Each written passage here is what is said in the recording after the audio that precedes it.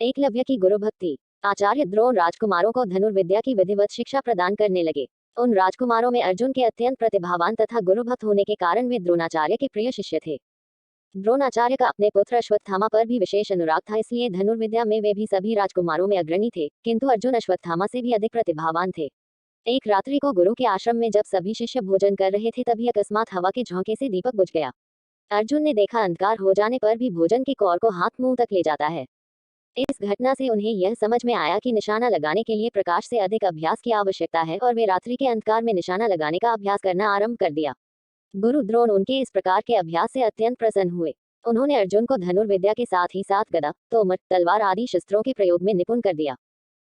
उन्हीं दिनों हिरण्य धनु नामक निषाद का पुत्र एकलव्य भी धनुर्विद्या सीखने के उद्देश्य से द्रोणाचार्य के आश्रम में आया, किंतु निम्न वर्ण का होने के कारण द्रोणाचार्य ने उसे अपना शिष्य बनाना स्वीकार नहीं किया।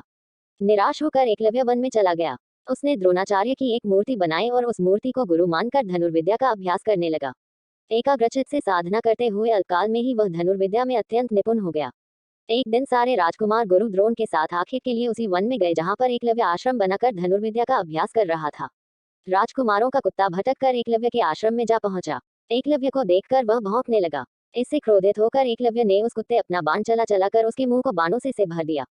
एकलव्य ने इस कौशल से बाण चलाए थे कि कुत्ते को किसी प्रकार की चोट नहीं लगी, किंतु बाणों से बिंध जाने के कारण उसका भौंकना बंद हो गया।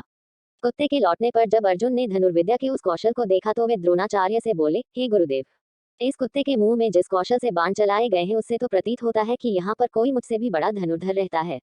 अपने सभी शिष्यों को लेकर द्रोणाचार्य एकलव्य के पास पहुंचे और पूछे, हे वत्स, क्या ये बाण तुम्ही ने चलाए हैं? एकलव्य के स्वीकार करने पर उन्होंने पुनः प्रश्न किया, तुम्हें धनुर्विद्या की शिक्षा देने वाले कौन हैं? एकलव्य ने उत्तर दिया, गुरुदेव, मैंने तो आपको ही गुरु स्वीकार करके धनुर्विद्या सीखी है। इतना कहकर उसने द्रोणाचार्य की उनकी मूर्ति के समक्ष ले जाकर खड़ा कर दिया।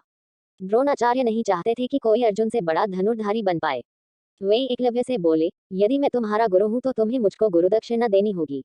एकलव्य बोला, गुरुदेव, गुरुदक्षिणा के रूप में आप जो भी मांगेंगे मैं देने के लिए तैयार हूँ। इस पर द्रोणाचार्य ने एकलव्य से गुरुदक्षिणा के रूप में उसके दाहिने हाथ के अंगूठे की मांग की। एकलव्य ने सहर्ष अपना अंगूठा दे दिया। इस प्रकार एकलव्य अपने हाथ से धनुष चलाने में असमर्थ हो गया तो अपने पैरों से धनुष चलाने का अभ्यास करना आरंभ कर दिया।